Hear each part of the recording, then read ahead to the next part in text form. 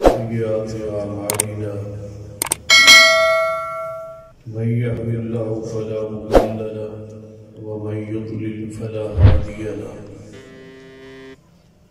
أشهد أن لا إله إلا الله وحده لا شريك له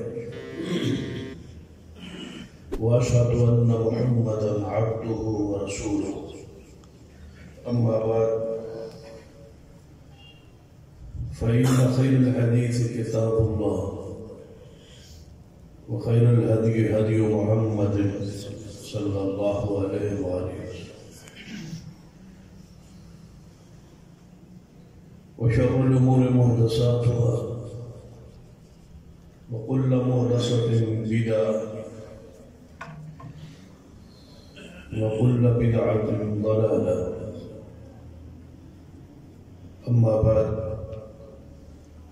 فأعوذ بالله السميع العليم من الشيطان الرجيم من همزه ونفخه ونفثه بسم الله الرحمن الرحيم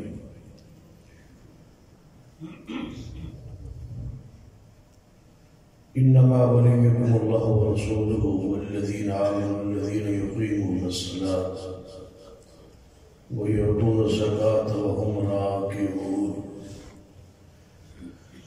رب اشرح لي صدري ويسر لي أمري واحلل عقدة من لساني يفقهوا قولي رب زدني علما سبحان ربك رب العزة عما يصفون وسلام على المرسلين والحمد لله رب العالمين.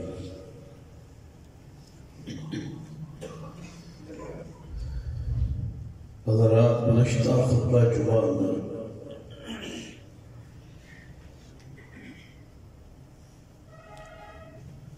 عقیدہ الولاء والبراء کے حوالے میں چند ابتدائی گزارشات بیان ہوئی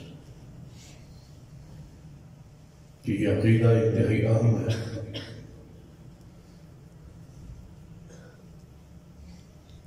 اور ایمان کی حلاوت اور مٹھاس جو ہے اسی عقیدے کی بدولت نصیب ہو. عبادات کے اندر لذت سکون اطمینان گناہوں سے نفرت نیکی سے محبت نیکی کرنا آسان اور گناہ کرنا مشکل جب ہو جائے تو گویا تھوڑا ایمان کامل ہو اور اس عادت اس وقت حاصل ہو جب انسان اس عقیدے پر ڈٹ جائے الولاء والبراء پر کہ کسی بھی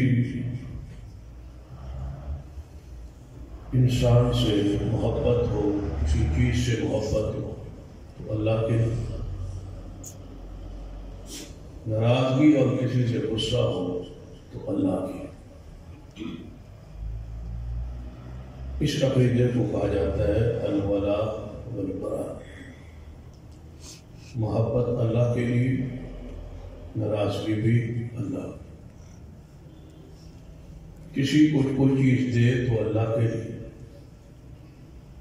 کسی کو کوئی چیز روکے تو اللہ کی. دوستی ہو تو اللہ کے لیے دشمنی ہو تو اللہ. عقیدہ ہے توحید اور رسالت کے بعد یہ عقیدہ سب سے عام. اس عقیدے پر بطور عقیدہ بہت کم زور دیا. زیادہ سے زیادہ خطبات اور وعظ کے اندر اس بات کا ذکر ضرور ہو کہ دوستی اچھی ہو اچھے لوگوں سے ہو صحبت پاکیزہ ہو عقیدہ لوگوں کے ساتھ اٹھنا بیٹھنا کھانا پینا ہو.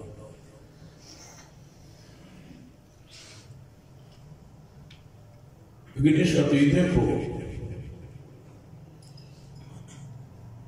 اس انداز میں بیان نہیں کیا گیا کہ یہ عقیدہ ہے اس پر قیامت پر دن باز پرس ہے اور اہل عقیدہ اسلام کی روح ہے۔ اس کے بغیر جس طرح انسان باوجود روح کے بغیر کسی کام کا نہیں، گھر رکھنے کی بھی لائق نہیں، روح نکلتا جائے تو ہر انسان کی کوشش ہوتی ہے کہ اس جسم کو دفن کر دیا جائے، چھپا دیا جائے۔ ساری محبت جو ہوتا ہے وہ ختم ہو جاتا ہے، نام بدل جاتے ہیں، میت بھی اس کو کہا جاتا ہے۔ اور انسان کی کوشش ہوتی ہے کہ جلدی سے جلدی اس پنجرے کو، اس وجود کو، اس جسم کو، اس انسان کو، اس میت کو دفن کر دیا، کیونکہ وہ روح نہیں۔ روح کے بغیر انسان بالکل ختم ہے، بیکار ہے، ہماری مرضی۔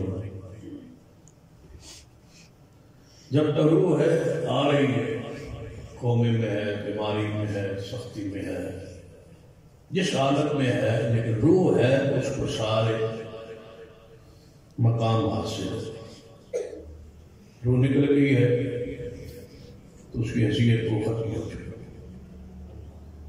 جس طرح روح کے بغیر انسانی جسم ہے، اسی طرح عقیدہ الولاء والبراء کے بغیر تمہارا ایمان ہے، اسلام،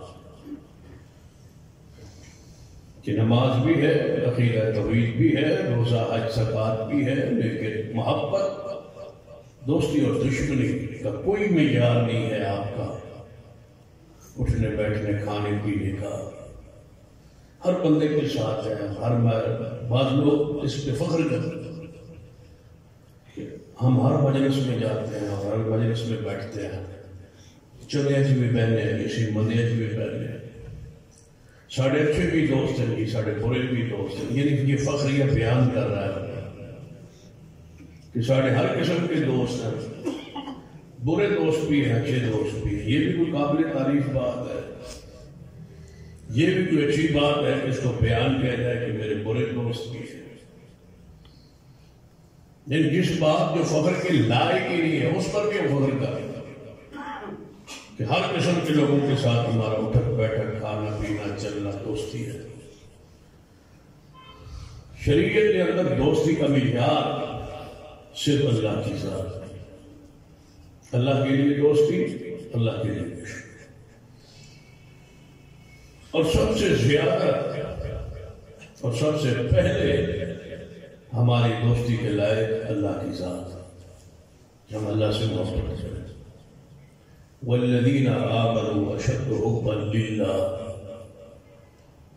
قرآن پاک میں اہل ایمان کی خوبی پہ آ گئی، جو مومن ہے وہ اللہ کی محبت میں سخت تر ہو، اللہ سے شدید محبت ہے۔ اور یہ وجہ ہے کہ بعض لوگ آپ تسی محسوس کرتے ہو عالم حدیث ہوتے ہیں لیکن سخت ہوتے ہیں بیان کرنے میں، گفتگو کرنے میں، اور جس کی وجہ سے شاید کچھ لوگ یہ کہتے ہیں کہ ان میں اخلاق نہیں ہوتا، حالانکہ اخلاق کی پہلو جو ہے یا اخلاق کی جو فلسفہ ہے یا اس کی جو تفسیر و توضیح ہے، اکثر مطلب کہ علم بھی وہ جو سختی ہوتی ہے وہ ترشی ہوتی ہے، اور وہ جو محسوس ہوتی ہے دوسرے بندے کو وہ عقیدہ توحید کی غیرت ہوتی ہے، دوسرے کے لیے وہ بدخلقی ہے، بداخلاقی ہے، لیکن اصل میں وہ عقیدہ توحید کی ہوئیت غیرت ہے کہ بندہ شرک یا جملہ یا اہل شرک کے ساتھ اٹھک بیٹھک کو پسند نہیں ہے۔ یہ تو قرآن میں صرف ہے اہل ایمان کی، جو حلال لوگ ہیں سب سے بڑا جاہل رب کی زمین پہ وہ شرک ہوتا ہے، جو شرک کرتا ہے وہ سب سے بڑا جاہل ہے، کیونکہ شرک رب کی زمین پر سب سے بڑا جھوٹ ہے اور سب سے بڑا ظلم ہے. شرک سے بڑا ظلم کوئی نہیں اور مشرک سے بڑا مجرم کوئی نہیں اور شرک سے بڑا جھوٹ کوئی نہیں جس کی کوئی دلیل نہیں ہے.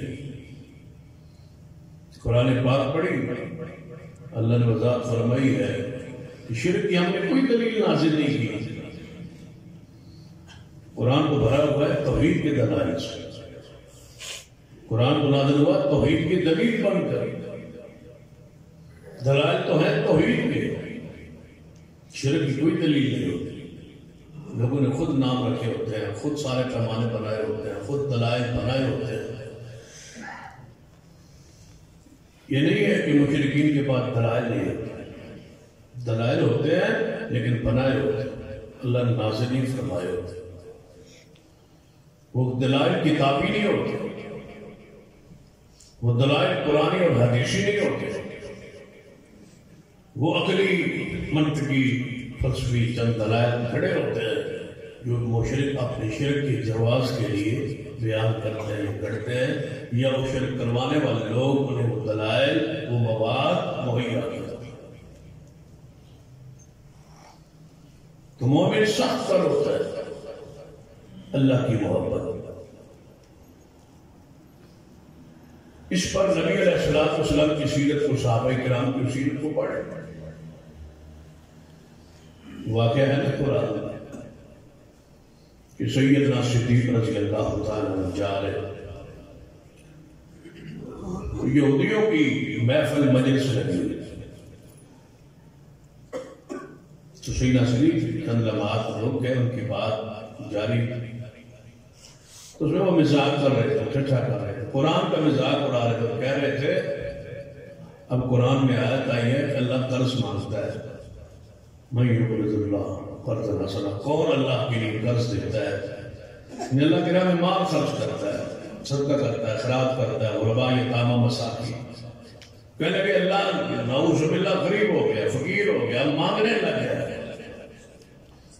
اللہ بھی قرض مانگ رہا ہے. مسلمانوں کا اللہ جو ہے وہ قرض مانگ رہا ہے. اس کا مطلب ہے غنی تو ہم ہوئے، فقیر کون ہوا؟ اللہ نہ. تو سیدنا صدیق نے اس کہنے والے کے منہ پہ تھپڑ دے مارا. تو اللہ کو فقیر کہہ رہا ہے، اللہ کی توہین کر رہا ہے، برداشت نہیں کرتا. یہ ہے وہ فطری توحید کا عقیدہ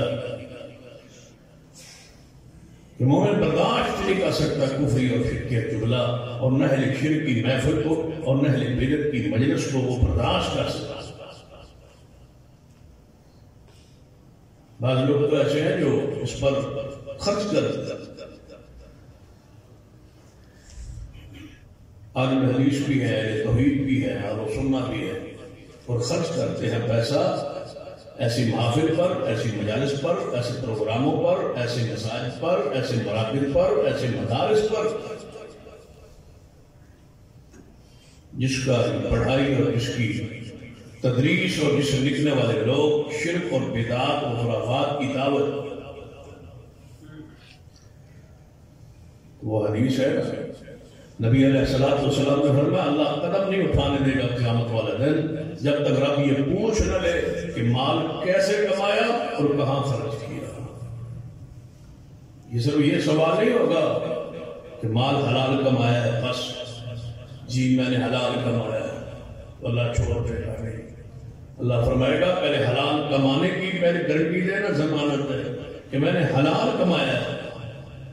اگر یہ ثابت ہو جائے رب کی عدالت میں کہ اس نے حلال کمایا ہے پھر اللہ پوچھے گا حلال کمائی خرچ کہاں کی ہے. وہ بھی حلال کاموں پر، جائز کاموں پر، توحید پر، سنت پر، عقیدے پر، اسلام پر، غرباء یتامیٰ مساکین پر، اور میری رضا کے لیے کی ہے تو پھر اس کا جو نصیب ہوگا.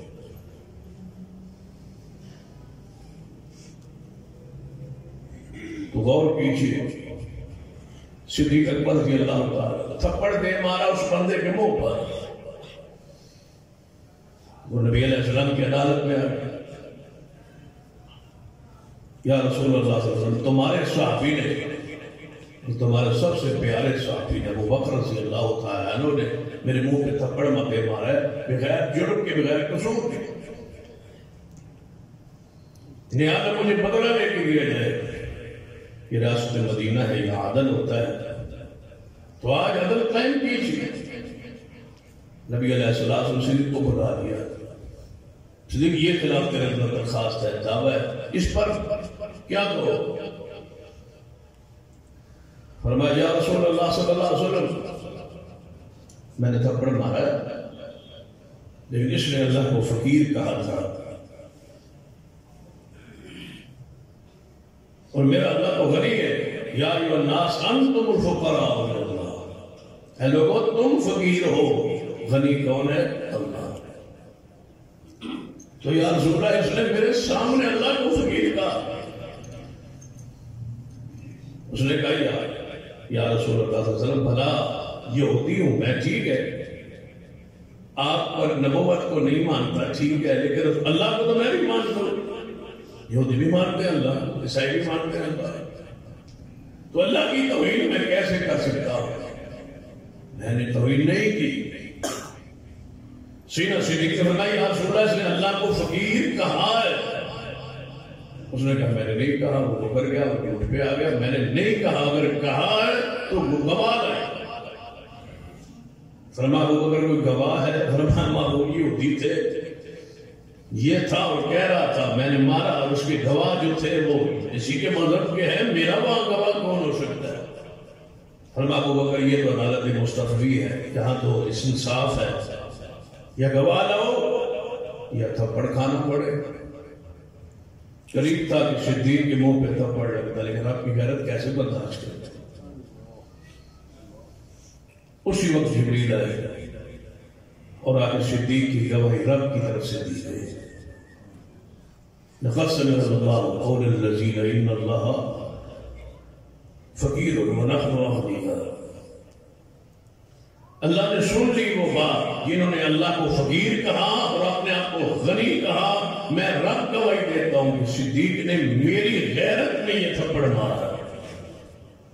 یہ ہے وہ مومن کی محبت جو سخت کرو اللہ کی توہین برداشت، اللہ کی گستاخی برداشت، اللہ کی شان کے خلاف کوئی جملہ برداشت، اللہ کی وحدانیت، اس کی صفات، اس کی شان کو سمجھنا ہم پہ لازم اور فرض ہے۔ سرور کائنات محمد رسول اللہ صلی اللہ علیہ وسلم کی حدیث ہے، آپ نے فرمایا جس بندے میں 3 صفات پیدا ہو جائے، 3 صفات، وہ ایمان کی حلاوت مٹھاس پا لے۔ پہلی چیز کہ اللہ اس کو ساری مخلوق سے پیارا ہو جائے گا، اللہ کی ذات، اس کی محبت، اس کے پیار کے بعد پیار شروع ہوتا ہے جس کا محمد مصطفیٰ صلی اللہ علیہ وسلم، اس پر تو آگے بات آئے۔ سب سے زیادہ پیار کہ لائق ہمارا اللہ ہے، انما ولیکم اللہ، تمہارا دوست اللہ ہونا چاہیے۔ جس طرح دوست کی شان کے خلاف بندہ کچھ سن نہیں سکتا، بندہ کہتا ہے یار تیرے ساتھ 100 اختلاف ہوگا، میرا وہ دوست ہے، میرے سامنے اس کی بات نہ کرے، اس کے خلاف بات نہ کرے، اگر تعریف نہیں کر سکتے تو تنقید نہ کرے۔ اللہ کے پیار میں مومن اس قدر مستغرق ہو کہ شرک کیا جملہ سننا برداشت نہ کرے، کہے کہ وہ میرا خالق ہے، میرا مالک ہے، میرا رازق ہے، میرا معبود ہے، میرا مسجود ہے، میری اس سے محبت ہے، اس کی شان کے خلاف میں کوئی جملہ برداشت نہیں کر سکتا۔ یہ مومن جب تک یہ معیار نہ ہو، سمجھو کہ ایمان کو چکھا ہی نہیں گیا۔ ایمان کا ذائقہ، ایمان کی حلاوت، ایمان کی مٹھاس، ایمان کی روحانیت اس عقیدے کے اندر چھپی ہوئی ہے کہ تمہیں ساری کائنات سے بڑھ کے محبت رب کی ذات کے ساتھ۔ اور دوسری صرف اللہ جس سے محبت ہو اللہ کے لیے، پہلی سب سے زیادہ محبت کس سے ہو؟ اللہ سے، پھر جس سے بھی ہو اللہ کی وجہ سے ہو۔ مصطفیٰ سے محبت کس کے لیے؟ اللہ سے، پھر صحابہ سے، اہل بیت سے، اولیاء کرام سے، ائمہ کرام سے، علماء امت سے، محدثین سے، صالحین سے، جس شہداء سے، جس سے محبت ہے، اس محبت کے اندر نیت یہی ہے کہ یہ کس کے لیے ہے؟ اللہ کے لیے۔ اور تیسری صفت اس کا واپس کفر کی طرف پلٹنا اتنا مشکل ہو، جس طرح آگ میں چھلانگ لگانا بندے کے لیے مشکل ہوتا ہے، بندہ چھلانگ نہیں لگا سکتا، اسی طرح کفر میں واپس پلٹنا اس کے لیے مشکل ہو جائے۔ ہمارے کتنے ہی لوگ ہیں جو کفری جملے کہتے بھی ہیں، سنتے بھی ہیں، کافروں کے ساتھ دوستی تعلقات بھی ہے، شرکیہ جملے، کفریہ جملے سن بھی لیتے ہیں، برداشت بھی کر لیتے ہیں، اور مسئلے پر خاموش بھی رہتے ہیں۔ سمجھیے کہ اللہ کی وہ محبت نہیں ہے۔ اللہ کی محبت اتنی ہو کہ سرور کائنات محمد رسول اللہ صلی اللہ علیہ وسلم نے خود ارشاد فرمایا، صحیح بخاری کی حدیث ہے کہ اگر میں لو كنت متخذا خلیلا، اگر میں کسی کو خلیل بناتا، جگری دوست، خلیل، اگر میں کسی کو مخلوق میں خلیل بناتا اپنا، تو کس کو بناتا؟ ابو بکر صدیق کو رضی اللہ عنہ۔ لیکن وہ میرا بھائی ہے، وَلَكِنَّهُ أَخِي وَصَاحِبِي، لیکن وہ میرا بھائی بھی ہے اور میرا صحابی بھی ہے، میرا ساتھی بھی ہے۔ تمہارے ساتھی محمد کو اللہ نے اپنا خلیل بنا لیا، مجھے اللہ نے اپنا خلیل بنا دیا ہے، میں کس کا خلیل ہوں؟ اللہ کا۔ اور اگر مجھے اللہ اپنا خلیل نہ بناتا اور مجھے جو کہتا کہ تم اپنا کسی کو خلیل مخلوق میں سے بنا لو، تو میں صدیق کو بنا لیتا، لیکن اللہ نے مجھے خلیل بنا دیا کہ محمد مصطفیٰ صلی اللہ علیہ وسلم کے دل میں سب سے گہری محبت کس کی ہے؟ اللہ۔ اور یہ سنت، اللہ سے محبت کرنا پھر کس کی سنت ہوگی؟ محمد مصطفیٰ صلی اللہ علیہ وسلم۔ اور سب سے زیادہ کرنا اللہ سے محبت، یہ بھی سنت ہے رسول رحمت صلی اللہ علیہ وسلم۔ نبی علیہ السلام رب کی توحید کے خلاف، رب کی شان کے خلاف کوئی جملہ سننا پسند نہیں کرتے۔ اگر یہ کیفیت آپ کی پیدا نہ ہو تو سمجھیے کہ ایمان ناقص ہے، کامل نہیں ہے۔ کامل ایمان کب ہوتا ہے؟ جب سب سے زیادہ محبت اللہ کی ذات سے ہو، صرف دعوے کے حد تک نہیں، زبان دی حد تک نہیں، عملی طور پر محبت اللہ کی ذات سے ہو، اس کی صفات سے ہو۔ اور یہ تو اللہ کی ذات کے بارے میں علم ہی نہ ہو، صفات کے بارے میں علم پہچان ہی نہ ہو، تو ہم کیسے محبت کریں؟ محبت تو علم پر ہوگی نا، علم ہی نہیں ہے تو محبت کیسے ہو؟ اللہ کی شان کی معرفت ہی نہیں ہے تو محبت کیسے ہو؟ جس طرح اللہ سے محبت فرض ہے، اسی طرح اللہ کی شان کو سمجھنا بھی فرض ہے، اس کے مقام کو، اس کی صفات کو، اس کے اسماء کو جاننا فرض ہے، تبھی محبت ہوگی۔ آپ کو کھانے پکانے کا پتہ نہیں ہے تو کیسے پکائیں؟ آپ کو کسی چیز کا علم نہیں ہے، کسی کاروبار کا علم نہیں ہے تو کیسے کرو گے؟ جب اللہ سے محبت کا، اللہ کی شان کا پتہ ہی نہیں ہے تو محبت کیسے ہوگی؟ کیا آپ نے کبھی کوشش کی ہے کہ میں اللہ کی شان کو سمجھوں، صفات کو سمجھوں، اس کے ناموں کو جانوں، اس کی کیا شان ہے، کیا مقام ہے؟ جب اس کی شان سمجھ نہیں ہوگی تو شرک سے کیسے بچو گے؟ شرک کا معنی کیا ہے؟ پارٹنرشپ، شراکت، حصے داری، جو شان اللہ کی وہ شان مخلوق کی، جو مقام اس کا وہی مقام مخلوق کا، اور مخلوق میں سے اللہ کے پیاروں کا۔ کیسے پتہ چلے گا یہ شان اللہ کی ہے اور یہ شان محمد رسول اللہ کی ہے اور یہ شان باقی نبیوں کی ہے، یہ شان صحابہ کی ہے، یہ شان اہل بیت کی ہے، اور یہ شان سیدنا علی کی ہے، یہ شان سیدہ فاطمہ الزہرا کی ہے، یہ شان سیدنا حسن و حسین کی ہے؟ پتہ کیسے چلے گا جب تک سب کی شانوں پہ علم نہیں ہوگا؟ علم شرک کی بنیاد جہالت ہے، اللہ سے محبت نہ ہونے کی وجہ جہالت ہے، اللہ کے بارے میں غیرت نہ ہونے کی وجہ جہالت ہے، اور اس جہالت کو دور کیجیے۔ قرآن پاک پڑھی، ہمارے دلوں میں غیر کی محبت کیوں ہے؟ اپنوں کی نفرت کیوں ہے؟ ہم اپنوں سے لڑے ہوئے دوسروں سے خوش، مومنوں سے موحدین سے اختلاف ہے، مشرکین اہل بدعت سے بڑی محبت عقیدت پیار ہے، کیونکہ معیار رب کی ذات نہیں ہے۔ مومن کامل کون ہوتا ہے؟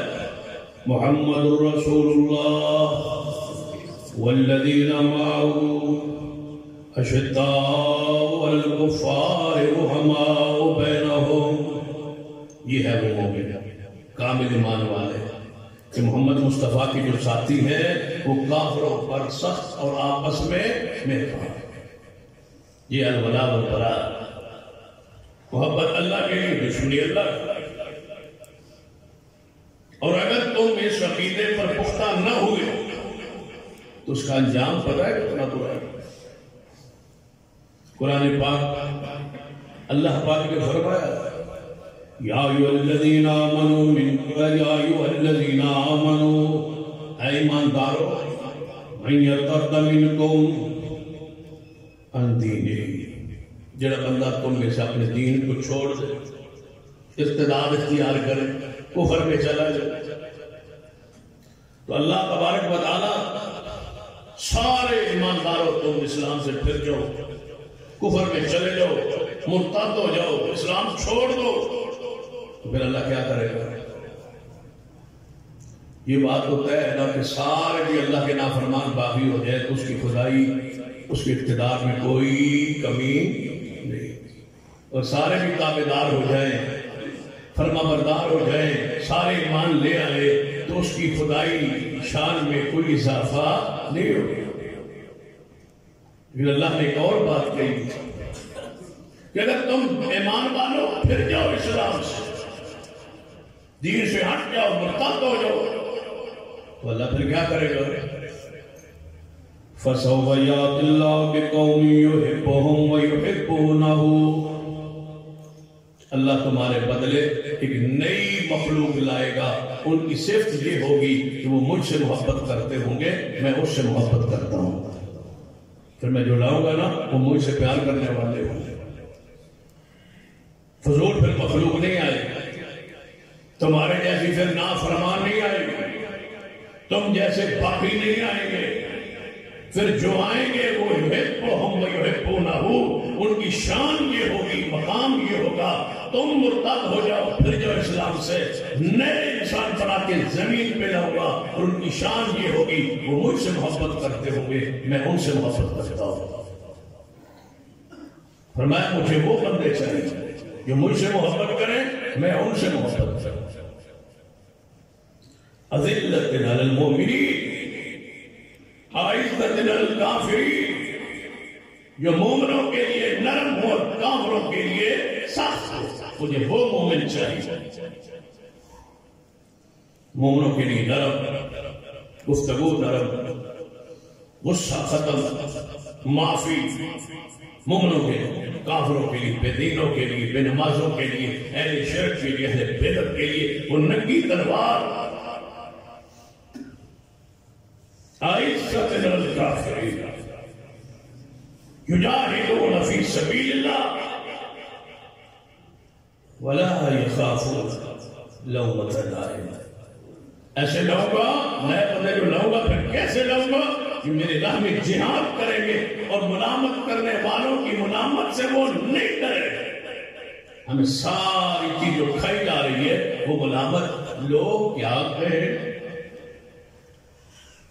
اگر یہ میں کام کروں گا لوگ کیا کہیں گے؟ اگر یہ گناہ چھوڑ دوں لوگ کیا کہیں گے؟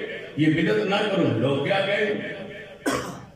خوشی میں غمی میں جب پھنسے ہوتے ہیں بدعت میں خرافات میں تو یہی سوچتے ہیں نا ملامت. یہ بیٹھے ساری برادری بیٹھی قوم بیٹھی یہ کیا کہیں گے؟ سارے گناہ اسی وجہ سے ہے کہ لوگ کیا کہیں. ساری بدعت اس کی وجہ ہے کہ لوگ کیا کہیں. قرآن کہتا ہے مومن ہوتا ہی وہ ہے لا یخافون لومۃ لائم جو ملامت کرنے والوں کی ملامت سے نہیں ڈرتے. کیا کریں گے یہ؟ کیا کہیں گے؟ کیا دے تو کیا کہتے ہیں. اور اگر تم نے بدعت کر دی لوگ کیا کہیں گے؟ اس ڈر کی وجہ سے خوف کی وجہ سے. تو پھر یاد رکھنا ایک دن آئے گا پھر رسول کیا فرمائے گا. اس کی طرف بھی کوئی ڈر کوئی خوف کوئی فکر ہے. ایک دن حوض کوثر پہ جانا ہے اور انشاءاللہ ضرور چلنا ہے. اور جب حوض کوثر پہ جائیں گے پتہ ہے آپ کو کہ بدعت کرنے کی وجہ سے رسول اللہ کیا کہیں گے. لوگ کیا کہیں. لوگ کیا کہیں. لوگوں سے ڈرتے ہو رسول اللہ صلی اللہ علیہ وسلم کیا کہیں گے کیا فرمائیں گے. قیامت والے کوئی فکر نہیں ہے. حدیث سنیے صحیح بخاری کی. میرے تو محبوب جناب محمد صلی اللہ علیہ وسلم نے ارشاد فرما کہ قیامت کا دن ہوئے گا میں حوض کوثر پہ بیٹھا ہوں گا ایک گروہ میرے قریب آئے گا. ایک میری امت کا گروہ میرے قریب آئے گا. میں دیکھ کے نا پہچان لوں گا کہ یہ میرے امتی ہے. چہروں کی چمک دمک ہوگی عارضی چمک دمک. وہ میرے پاس حوض پہ آ گئے. جو ہی حوض کے قریب آئیں گے میرے پہچاننے کے بعد ان کے اور میرے درمیان اللہ ایک پردہ ہے دیوار. وہ مجھے نظر آنا بند ہو جائے. پردہ ہے کے بعد جو نہ دیکھے تو جو ہے عقیدے کو سمجھ رہے ان کے اور میرے درمیان ایک پردہ ہے ہو جائے گا. وہ مجھے اب نظر نہیں آ رہے. کون ہے جو پردوں کے اندر سے بھی دیکھتا ہے؟ اللہ جس کے لیے ظاہر اور باطن برابر ہے. جو ظاہر بھی ایسے دیکھتا ہے جیسے ہمارے نزدیک کی چھپی ہوئی ہو خفیہ ہو زمین کی تہوں کے اندر ہو. اس طرح حدیث میں آتا ہے نا کہ سیاہ رات ہو اور سیاہ رات کے اندر کالی رات. سیاہ رات اس سیاہ رات کے اندر سیاہ رنگ کی چیونٹی سیاہ پتھر پہ چل رہی ہو اللہ اس کے قدموں کی آہٹ کو عرش پر سنتا ہے. یہ اس کی شان ہے. یہ اس کا مقام ہے. نبی علیہ السلام میرے ان کے درمیان پردہ غائب ہو جائے گا. میں نہیں دیکھ پاؤں گا اور میں کہوں گا یہ تو میرے امتی لوگ لگتے تھے. چہروں کی چمک دمک تو محسوس ہو رہی تھی اور میرے قریب آ رہے تھے اور میری طرف سے آ رہے تھے. لوگ کیا کہیں گے؟ جنازے کے بعد لوگ بیٹھ جاتے ہیں دعا کرتے ہیں لمبی. جنازہ چاہے آدھے منٹ کا ہو لیکن اس کے بعد دعا لمبی ہو. کیوں بھائی دعا؟ اس کے بعد جنازے کے اندر دعائیں پڑھے جتنی پڑھ سکتے ہیں پڑھے. یہ نماز ہے قبلہ رخ ہے باوضو ہے. آپ میت سامنے پڑی ہے گڑ گڑائیں روئے دعائیں کریں. لمبا جنازہ پڑھا لیکن پیچھے والے لوگ تھک جاتے ہیں. جنازے کے بعد سارے بیٹھ جاتے ہیں پھر نہیں تھکتے. پھر مانگیں گے دعائیں. میں پڑھتا ہوں دوسرے پڑھیں گے تیسرے پڑھیں گے سارے پڑھیں گے سارے پڑھ کے پھر مولوی صاحب کو بخشیں گے ملک کریں گے. وہ آگے پھر میت کو ملک کرے. کیا خیال ہے کہ جنازے کے اندر آدھا منٹ بھی نہیں لگا. جنازے کے بعد 10 منٹ 15 منٹ 20 منٹ لگے. کیونکہ جنازے کے بعد بیٹھ کے وظائف پڑھ کے مولوی صاحب کی ملک کرنا یہ بدعت ہے. رسول اللہ نے ایسا نہیں کیا. صحابہ کرام نے ایسا نہیں کیا. ممبر پہ کھڑا ہو باوضو ہو، اللہ کی قسم رسول اللہ نے ایسا نہیں کیا۔ جب رسول اللہ نے نہیں کیا تو اس میں بدعت میں وقت خرچ کرتے ہو، سنت کیوں نہیں؟ کہ صحابی رسول فرماتا ہے رسول اللہ جنازہ پڑھا تو اتنی لمبی دعا تھی، میں خواہش کر رہا تھا کاش جنازہ میرا ہوتا۔ آج یہ دعا رسول اللہ مجھ پہ پڑھتے ہیں۔ دعا جنازے میں ہوتی ہے، جنازے کے بعد دعا نہیں ہوتی۔ جنازے کے بعد میت کو فوری اٹھا لیا جاتا ہے، اٹھا لانے کے بعد جا کے قبرستان میں دفن کیا جاتا ہے، پھر دفن کرنے کے بعد جتنا جی چاہو لمبی دعا، اتنی لمبی کرو، اتنی لمبی کرو کہ اونٹ ذبح بندہ کرے، ذبح کر کے گوشت تقسیم کرے، تقسیم کر کے گوشت پکائے تو کھانے تک جتنا وقت لگتا ہے نا، اتنی لمبی دعا کھڑے رہو۔ لیکن وہاں بھی آنا جانا ہے، جنازے کے اندر بھی آنا جانا ہے، لیکن جنازے کے بعد جہاں رسول اللہ نے نہیں کیا وہاں لذت ہے، دنیاوی عاجزی، کیونکہ بدعت ہے۔ بدعت کے اندر سارے حاضر ہیں، موجود ہیں، کوئی اعتراض بھی نہیں ہے، کوئی شبہ بھی نہیں ہے۔ جو منع کرے اس کو کہتے ہیں یہ ہو سکتا ہے، واقعی ہو سکتا ہے۔ دعا بھی کوئی منع ہے نہیں، دعا جتنے مرضی کری، جب دعا جتنے مرضی کریے تو جنازے میں کرنے دو نا۔ یہ اصول جنازے میں کیوں نہیں ہے کہ جہاں مرضی کرے؟ دعائی تو کر رہے ہیں، اور کیا کر رہے ہیں؟ دعائی تو پڑھ رہے ہیں نا، جنازے میں تو پڑھنے دے۔ وہاں آگے ہمارے کان لگتے ہیں مولوی جنازہ تھوڑا جا عہدہ رکھا ہے، جہاں سنت ہے وہاں پڑھنے نہیں دیتے، جہاں بدعت ہے وہاں روکتا نہیں ہے، کیونکہ شیطان اس کو مزین کر کے پیش کرتا ہے۔ بدعت وہ خوبصورت محسوس ہوتی ہے، وہ اچھی لگتی ہے۔ تو سنیے نبی رحمت صلی اللہ علیہ وسلم کی سنت، دین، شریعت کیا ہے؟ اللہ کی محبت، اللہ کا پیار مومن کے دل میں کوٹ کوٹ کے بھرا ہوا، لا یخافون لومۃ لائم، وہ ڈرتے نہیں ہے ملامت سے۔ ہم کیوں جا کے پوری 70 پہ بیٹھ جاتے ہیں؟ ملامت سے ڈرتے۔ وہاں کو بعض دفعہ ہاتھ بھی اٹھانے پڑتے برادری کو دیکھ کے، کیوں کہ ملامت، گروہ کی ملامت سے ڈرتے۔ لوگ کیا کہیں گے؟ میں کیا کہہ رہا تھا کہ رسول اللہ کیا فرمائیں گے جب پردہ حیل ہو جائے گا؟ رسول اللہ فرمائیں گے میرے تھے، میرے امتی محسوس ہوتے، آواز آئے گی انک لا تدری۔ کاش اللہ ہمیں بخاری سے پڑھنے کی توفیق بخشے، قرآن کے بعد بخاری ہے اس کو پڑھیں۔ انک لا تدری ما احدثوا بعدک، انک لا تدری ما احدثوا بعدک۔ ابو یہ تھوڑے بعد وہ لوگ تھے جو دین میں نئے کام کرتے تھے، ما رسول دین میں انہوں نے بدعت کو نکالا ہوا تھا، جاری کی ہوئی تھی، ان کو اس دین پہ راضی نہیں تھے۔ کون سا دین؟ الیوم اکملت لکم دینکم واتممت علیکم نعمتی ورضیت لکم الاسلام دینہ۔ جو اللہ نے مکمل کیا، جس پر میرا رب راضی ہوا، جو رب نے نعمت پوری کی، یہ اس پہ راضی نہیں تھے۔ رضیت باللہ ربا وبالاسلام دینا وبمحمد نبیا۔ یہ وظیفہ ہے صبح شام کا، یا اللہ میں تیرے رب ہونے پر راضی ہوں، اسلام کے دین ہونے پر راضی ہوں، اور مصطفیٰ کے نبی ہونے پر راضی ہوں، مجھے اور کسی چیز کی ضرورت نہیں ہے۔ جو رسول اللہ نے کیا وہ دین ہے، جو حضور پہ نازل نہیں ہوا وہ دین نہیں ہے۔ اِنَّكَ لَا تَدْرِي مَا أَحْدَثُوا بَعْدَكَ۔ معمولیت والی امت وہ لوگ نے جنہاں دین اندر بدعت جاری کی تھی سی، اور رسول اللہ کیا کہیں گے، رسول اللہ کیا فرمائیں گے جواب اندر؟ کوئی بات نہیں، آنے دو۔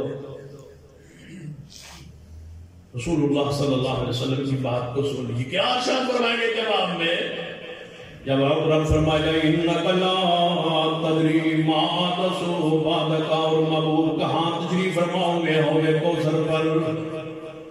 حوض کوثر کے اوپر نبی علیہ السلام تشریف فرما ہوئے، جس کے بارے نبی علیہ السلام نے فرمایا کہ حوض کوثر کا پانی برف نالوں ٹھنڈا ہوئے گا، شہد نالوں مٹا ہوئے گا اور دودھ نالوں سفید ہوئے گا، جڑا ایک بار ایک گھونٹ پی لوے گا 50,000 سال دوبارہ پیاس نہیں لگے گی۔ اتنا عظیم پانی۔ پھر ہاتھ رسول اللہ ہمارے بزرگ تھے، وہ فرمایا کرتے تھے یار بات یہ ہے کہ حوض کوثر کا پانی اس وجہ تو لذت نہیں ہو رہی، ان کا اپنا ایک وجہ تھا، محبتی پیار تھا، اس وجہ سے لذت نہیں ہوگی یار کہ وہ شہد سے میٹھا ہوگا، دودھ سے سفید ہوگا، برف سے ٹھنڈا ہوگا، ساری لذت اس وجہ سے ہوگی کہ پلانے والے رسول اللہ ہوگی۔ اصل مقام تو یہ ہے، اصل چرب تو یہ ہے کہ وہ ساقی کوثر کون ہے؟ جناب محمد صلی اللہ علیہ وسلم۔ پلانے والے رسول اللہ ہیں، پینے والے جب ہم ہوں گے، لذت تو ساری اس کی وجہ سے ہے، سارا سکون تو اس وجہ سے ہے کہ محبوب نے اس پانی کو پلانا ہے۔ اِنَّكَ لَا تَدْرِي مَا أَحْدَثُ بَعْدَكَ، اے محبوب علیہ السلام آپ نہیں جانتے یہ آپ کی امت کے وہ لوگ ہیں مَا أَحْدَثُ بَعْدَكَ جنہاں تواڈے آن تو بعد مَا أَحْدَثُ نئے کام شروع کیتے، بدعات شروع کی دیا، وَشَرَّ الْأُمُورِ مُحْدَثَاتُهَا مَا أَحْدَثُ بَعْدَكَ وَشَرَّ الْأُمُورِ مُحْدَثَاتُهَا۔ نبی علیہ السلام ہر خطبہ اندر ارشاد فرماندے کہ لوگوں خیر الہدی ہدی محمد صلی اللہ علیہ وسلم، بہترین طریقہ محمد مصطفیٰ صلی اللہ علیہ وسلم کا طریقہ ہے، وشر الامور محدثاتها اور سب تو برے امور، سب تو برے کام کہڑے نے؟ نئے کام نے۔ کل وشر الامور محدثاتها وکل محدثۃ بدعۃ وکل بدعۃ ضلالہ، نئے کام برے نے اور نئے کام جب ہمارا جڑا وہ بدعت ہے اور بدعت گمراہی ہے۔ سنیے نبی علیہ السلام نے فرمایا میں حوض کوثر تشریف فرما ہوں گا، ایک گروہ آئے گا، انہوں نے میرے درمیان پردہ خیر ہو جائے گا، میں کہوں گا میرے نے آواز آئی اِنَّكَ لَا تَدْرِي مَا أَحْدَثُ بَعْدَكَ، محبوبہ تھوڑی امت دے بدعتی لوگ نے انہاں نئے کم تھوڑے آن کے بعد شروع کر دیتے سن۔ اب محبوب کیا فرمائیں گے؟ اس چکر میں بدعت کرنے والوں، اس حکام اندر بدعت کرنے والے لوگ کیا کہیں گے؟ لا یخافون لومۃ لائم، اللہ فرماتا ہے کہ تسی سارے بھی اسلام تو پھر جاؤ، میں نئے بندے پیدا کراں گا کہڑے لا یخافون لومۃ لائم، کہڑے تہاڈے طرح ملامت کراں دی ملامت تو نہیں ڈرن گے، نہیں ڈریں گے، کھل کے عقیدہ کھل کے سنت کو بیان کریں گے، نہیں ڈریں گے۔ لوگ کیا کہیں گے؟ رسول اللہ کیا کہے؟ اس پر تھوڑا سا اللہ کا ڈر خوف پیدا کر لو کہ رسول اللہ کیا فرمائیں گے۔ نبی علیہ السلام کی فرمانا چاہیے ہے رسول اللہ کی شان مقام عزت عظمت کتنی بلند ہے کہ آپ فرماتے ہیں آپ کی شان کی ہے وَمَا أَرْسَلْنَاكَ إِلَّا رَحْمَةً لِلْعَالَمِينَ، آپ رحمت للعالمین نے آپ کی شان کی ہے لَقَدْ جَاءَكُمْ رَسُولٌ مِّنْ أَنفُسِكُمْ عَزِيزٌ عَلَيْهِ مَا عَنِتُّمْ حَرِيصٌ عَلَيْكُمْ بِالْمُؤْمِنِينَ رَءُوفٌ رَحِيمٌ، عزیز علیہ ما عنتم، شان آپ کی ہے، نبی علیہ السلام کا مقام کی ہے قرآن اندر، عزیز علیہ ما عنتم، تہاڈی تکلیف تہاڈا دکھ تہاڈی پریشانی محبوب نو برداشت ہی نہیں، اتنے وہ رحمت للعالمین۔ اور شان کیا ہے؟ زبان کی مٹھاس کیا ہے؟ نون والقلم وما يسطرون ما انت بنعمت ربك بمجنون وان لك لاجرا غير ممنون وانك لعلى خلق عظيم، ہے خلق عظیم والے، لیکن کیا فرما رہے ہیں؟ حوض کوثر پہ غیرت ہے، ایمان ہے، اسلام ہے، دین ہے۔ اب پیغمبر کی بات سنو، صاحب خلق عظیم کی بات سنو، وَمَا أَرْسَلْنَاكَ إِلَّا رَحْمَةً لِلْعَالَمِينَ کا جملہ سنو۔ رسول اللہ کیا کہیں گے؟ اس مارے بدعت کرنے والوں لوگ کیا کہیں گے؟ لوگوں کی ملامت سے ڈرتے لوگ کیا کہیں گے؟ رسول اللہ کیا فرمائیں گے حوض کوثر پر؟ سُحُقًا، جب سنیں گے ارشاد فرمائیں گے کہ یہ بدتی ہے، رسول اللہ صلی اللہ علیہ وسلم کیا فرمائیں گے؟ سُحُقًا۔ اب لے آؤ ترجمے، لغت کتابیں کھولو، سُحُقًا کا معنی کیا ہے؟ سحقن سحقن لمن غیر بعدی. یہ کون فرما رہا ہے وَإِنَّكَ لَعَلَىٰ خُلُقٍ عَظِيمٍ. آج بھی کسی کو بڑی دفعہ ہو جائے وہ کہے کہ ایس بندے کا اخلاق ہی کوئی نہیں، یہ اخلاق ہی کوئی، یار انہوں بولن کا نہیں پتہ یار کس طرح لفظ کہہ رہے ہیں. اگر یہ الفاظ دنیا کی وجہ سے ہو، دنیاوی ناراضگی غصے اندر ہو گئے تو یہ بدخلقی ہے. اور جب یہ عقیدہ توحید اور سنت کی غیرت حمیت میں ہو تو اللہ کی قسم یہ ایمان کی غیرت ہے. رسول اللہ نے کیا فرمایا؟ سحقن سحقن لمن غیر بعدی، سحقن سحقن لمن غیر بعدی. اب ترجمہ کرانا کسی نے رسول اللہ کیا فرما رہے ہو؟ یہ ہے وہ غیرت، یہ ہے وہ حمیت، یہ ہے وہ اسلام، یہ ہے اس کی حمیت. سحقن سحقن، دفع کرو، دور کرو، لے جاؤ مجھ سے دور، ہٹا دو ان بدبختوں کو جنہوں نے میرے آنے کے بعد میرے دین کو بدل دیا تھا. میری سنت پہ گزارا نہیں کیا. میں نے جب سنت بدلا دی کون سی کمی تھی رسول اللہ نے جو نہیں بدلائی؟ کہاں رہنمائی نہیں فرمائی؟ کیا رسول اللہ نہیں فرمایا کہ بندہ فوت ہو رہا ہو، فوت ہو رہا ہو، فوت نہیں ہوا، فوت ہو رہا ہے، قریب بیٹھے ہو، لَقِنُوا مَوْتَاكُمْ لَا إِلَٰهَ إِلَّا اللَّهُ.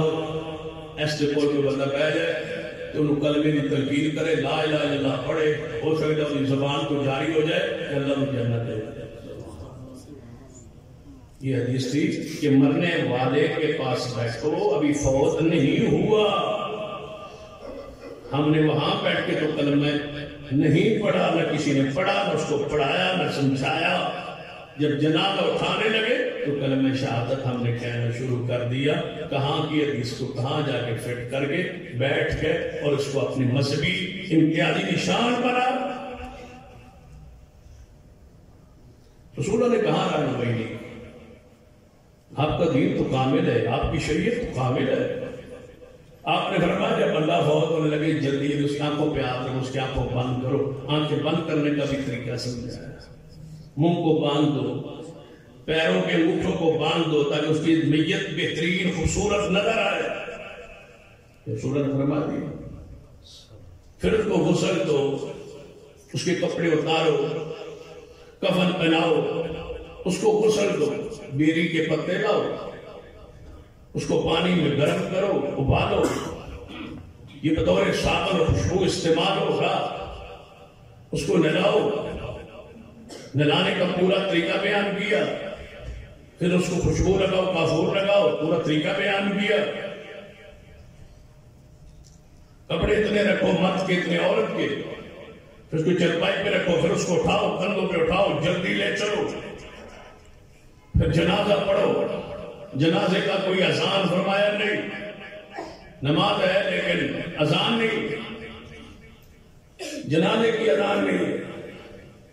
اطلاع کر دو جنازے میں لوگ آئے، اذان نہیں. جنازے کو اٹھاؤ، جنازہ گاہ میں لے جاؤ، اس کو جنازہ پڑھو. اس کی 4 تکبیرات ہے. پہلی تکبیر میں حمد و ثنا ہے، یہ سورۃ الحمد ہے. پھر آگے سورت ہے. دوسری تکبیر کے بعد درود ابراہیمی ہے جو عام نماز میں پڑھا جاتا ہے. تیسری تکبیر کے بعد میت کے لیے دعا ہے. چوتھی تکبیر کے بعد سلام ہے. سلام کے بعد میت کو اٹھا لو، اٹھا کے قبرستان لے جاؤ، اس کی قبر کو بناؤ، لات بناؤ یا شک بناؤ، کہری بناؤ، اس میں 3 بندے اترو، اس قبر کو جناب میت کو پیروں کی طرف رکھ کے قبر کے اندر لے جاؤ. بندے اس کو اپنے ہاتھ میں اٹھا لیں، پھر لات میں رکھے، اس کو قبلہ رخ رکھے. قبلہ رخ رکھنے کے بعد فرمایا اس کے قبلہ رخ کرنے کے بعد اس کے بند کھول دو. بند کھولنے کے بعد اس پر پتھر رکھو. پتھر رکھنے کے بعد سارے حاضرین اس پر مٹی ڈالیں. مٹی ڈالنے کے بعد قبر بنائے. قبر بنانے کے بعد اس پہ کھڑے ہو کے دعا کریں. سارا طریقہ محمد مصطفیٰ نے بیان کر دیا ہے. مطلب کون سا طریقہ جو رسول اللہ نے بیان کیا؟ رسول اللہ نے فرمایا آسان نہیں ہے جنازے. جب جنازے کی نہیں ہے تو پھر قبر پہ کیسے ہوگی؟ ہر کام الٹا، ہر کام سنت کے خلاف. ڈرتے ہو، پریشان ہوتے ہو. لا یخافون لومۃ لائم، مومن کی صفت یہ ہے کہ وہ ملامت گروں کی ملامت سے نہیں ڈرتا، وہ محبت رسول میں اور اللہ کی محبت میں اتنا مستغرق ہے کہ میری محبت رب سے ہے اور رب کے احکامات سے، یہ تقاضا ہے اس کی محبت کا کہ اس کے دین پر قائم رہا جائے۔ کوئی چھوڑ نہیں، کوئی ملامت کرو کہ لوگ کیا کہیں گے، لوگ کیا کہیں گے۔ لوگوں یہ کیوں نہیں کہا جنازہ ہو رہا ہے اذان دو، کیوں نہیں کہا لوگوں نے؟ لوگ اکٹھے ہو جائے، اذان ہو جائے، پھر ساتھ اعلان ہو جائے کہ یہ جنازے کی اذان، نماز جو پڑھنی ہے اور ہے کہ فرض کفایہ تو اس کی اذان ہونی چاہیے۔ جب یہاں اذان نہیں ہے تو قبر پہ اذان ہے۔ جنازے کے اندر دعائیں ہیں، تم کہتے جنازے کے بعد دعائیں ہیں۔ ہر کام سنت کے، دین کے، شریعت کے، مزاج کے الٹ کیوں؟ اگر وہاں دعا ہوتی تو کون کرتے؟ محمد مصطفیٰ۔ کتنے کچھ نصیبی تھی، دعا کرنے والا رسول اللہ ہوتے، میت صحابیہ رسول کی ہوتی، نہیں ہوا۔ ضرورت بھی تھی، وقت بھی تھا، حضور کر بھی سکتے تھے، نہیں کیا۔ تو ہم یہی کہتے ہیں کہ جہاں جو جو کام حضور نے نہیں کیا وہ وہاں کام کرنا سنت کے خلاف ہے اور بدعت ہے، اور بدعت سے بچنا چاہیے اور لوگوں کی ملامت سے نہیں ڈرنا چاہیے۔ بات اس پر چلی تھی کہ ملامت کرو کہ ملامت سے کیوں ڈرتے؟ لوگ کیا کہیں؟ پتہ ہے رسول اللہ کیا فرمایا؟ لوگوں کو چھوڑ دو، لوگ کیا کہیں؟ لوگ کیا کہیں گے؟ تھک جائیں گے یا آپ مر جائیں گے، آگے معاملہ تو رسول اللہ کے ساتھ ہے، حساب لینا ہے رب نے، اور رب نے تو میزان رکھا ہے محمد مصطفیٰ صلی اللہ علیہ وسلم کی ذات سے بات۔ دل میں نیت میں یہ کر لو، لوگ کیا کہیں گے؟ نہیں، اللہ اس کے رسول کے احکامات کی پابندی کرے کہ ہم رب کیا کہے گا، رسول اللہ کیا فرمائے گا۔ جب رسول اللہ نے کہہ دیا نا تو قال الرسول، رسول کیا کہیں گے؟ وقال الرسول یا رب ان قوم اتخذوا هذا القرآن مهجورا۔ رسول اللہ فرمائے کہ میری اس امت نے، میری قوم نے میرے قرآن کو چھوڑ دیا تھا، میرے دین کو چھوڑ دیا تھا، مجھے بتلا اس دن پھر کیا کریں گے؟ اس لیے سنت پر، دین پر، شریعت پر قائم رہے۔ سب سے زیادہ اللہ کی محبت اور اللہ تعالیٰ کی محبت کی جو تقاضے ہیں ان کو پورا کیجیے۔ اور حدیث پاک سن لیجیے جس پر بات ختم کرنے لگا ہوں۔ سرور کائنات محمد رسول اللہ صلی اللہ علیہ وسلم نے فرمایا، سیدنا عمر رضی اللہ تعالیٰ راوی اس حدیث کے فرماتے ہیں کچھ قیامت والے لوگ ایسے ہوں گے جن کے چہروں پہ نور ہوگا اور وہ نور کے ممبروں پر بیٹھے ہوں گے، نہ وہ نبی ہوں گے اور نہ وہ شہید ہوں گے، لیکن انبیاء علیہ السلام اور شہداء ان کو دیکھ کے رشک کریں گے۔ انبیاء دیکھیں گے، اتنا درجہ، اتنا مقام، تاثیر کی نگاہوں سے انبیاء دیکھیں گے، شرط ہے، خاصان ہے، ان کی چہرے کی چمک رہے، نور کے ممبروں پہ بیٹھے ہیں، ان کو کوئی خوف نہیں ہوگا۔ لوگ سارے خوف میں ہوں گے، یہ طبقہ خوف سے بری ہوگا، سارے لوگ غم میں ہوں گے، ان کو غم بھی کوئی نہیں ہوگا۔ اس کی وجہ کیا وجہ ہے؟ اتنا رتبہ، اتنا مقام ہے، تبھی تو لذت ہے سقید الولا والبراء۔ نبی علیہ السلام جب اتنا رتبہ ہے وہ دیکھیں گے، انبیاء بھی رشک کریں گے، شہداء بھی رشک کریں گے، لیکن ان کا عمل دنیا میں کیا تھا؟ بغیر کسی لالچ کے، بغیر کسی دنیاوی لالچ کے اور بغیر کسی لین دین کے ان کی اکٹھ اور محبت اللہ کے لیے ہوتی تھی، اللہ کے لیے ملتے تھے، اللہ کے لیے ناراض ہوتے، کسی ناراض ہو، یار یہ نماز نہیں پڑھتا، یار میں اس کو اچھا نہیں سمجھتا، یہ نماز نہیں پڑھتا، میں ایسے نہیں بولتا، یار یہ نماز نہیں پڑھتا۔ کتنی پیاری ناراضگی ہے۔ ہماری ناراضگی دنیا کے لیے ہوتی ہے نا، مال کے لیے ہوتی ہے نا، فرمایا دنیا کے لیے نہیں، جب کسی سے ناراض ہے تو اللہ کے لیے، راضی ہیں تو اللہ کے لیے۔ اس بندے نے مجھ پہ بڑھیا زیادتی کی ہے، لیکن میں اسے راضی خوش ہوں اس لیے کہ یہ نمازی ہے، نیک ہے، صالح، چلو خطا ہوگی، غلطی ہوگی، راضی اللہ کے لیے، ناراض اللہ کے لیے۔ اللہ قیامت والے نور کے ممبروں پہ ایسے بندوں کو بٹھا دے، محبت اللہ کے لیے ہو، ناراضگی اللہ کے لیے ہو، اور سب سے زیادہ محبت اللہ کی ذات سے ہو۔ یہیں سے انشاءاللہ اللہ شروع ہوگا۔ اقول قولی ھذا واستغفر اللہ لی ولکم ولسائر المسلمین وآخر دعوانا الحمد للہ۔